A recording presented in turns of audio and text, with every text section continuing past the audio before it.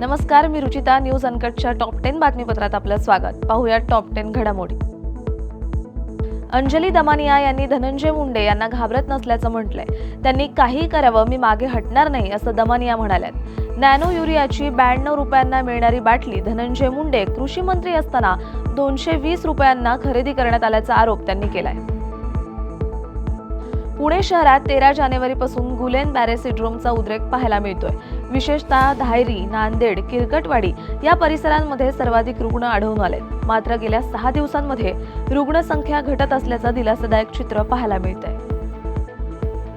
उद्योग उभारणीसाठी येणारी महत्त्वाची अडचण विचारात घेऊन राज्य सरकारने आता शेत जमीन एने न करता औद्योगिक वापरास मुभा दिली आहे. त्यामुळे लघु मध्यम उद्योगांना मोठी चालना मिळणार आहे. केंद्र सरकारच्या नवीन धोरणानुसार ही कार्यवाही केली असल्याची माहिती राज्याचे महसूल मंत्री चंद्रशेखर बावनकुळे यांनी दिली आहे.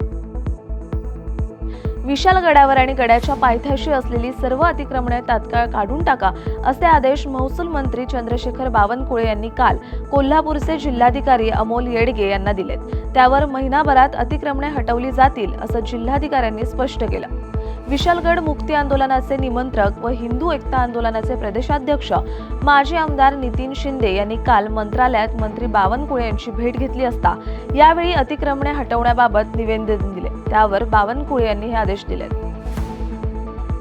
मुंबईतील 100 कर्मचाऱ्यांनी मध्य प्रदेशातील इंदोर येथील कचरा प्रकल्पाची पाहणी केली असून लवकरच इंदोर कचरा प्रकल्पाचं मुंबई महापालिका अनुकरण करणार आहे.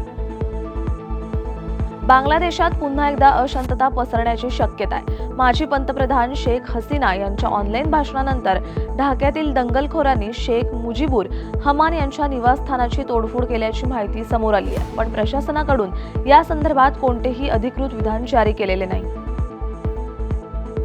सिंहगड रस्त्यावरील जीपीएस बाधित धायरी, नांदेड, किरकटवाडी, नांदोशी व खडकवासला या 5 गावांतील उपाययोजनांची महापालिकेचे अतिरिक्त आयुक्त पीबी पृथ्वीराज यांनी पाहणी केली आहे. यावेळी त्यांनी जीपीएसची 7 आटोक्यात आणण्यासाठी काटेकोर उपाययोजना कराव्यात आणि कामात हलगर्जीपणा करू नये अशा सूचना अधिकारी व कर्मचाऱ्यांना दिल्या.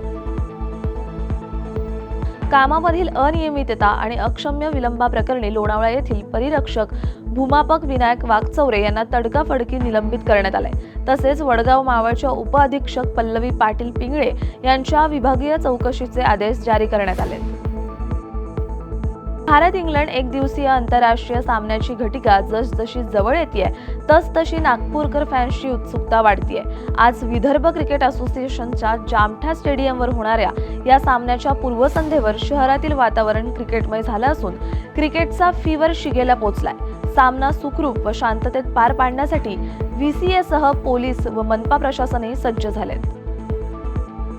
महाराष्ट्राच्या मातीतील एका प्रेरणादायी सत्यकथेवर आधारित Zee studios chalk and cheese films आणि फिल्म्स जॅज निर्मित आता थांबायचं नाही हा महत्त्वाकांक्षी चित्रपट 1 मे पासून चित्रपटगृहांमध्ये प्रदर्शित होणार आहे. या बातमीसह टॉप 10 मध्ये इथेच थांबूयात. पाहत राहा न्यूज अनकट.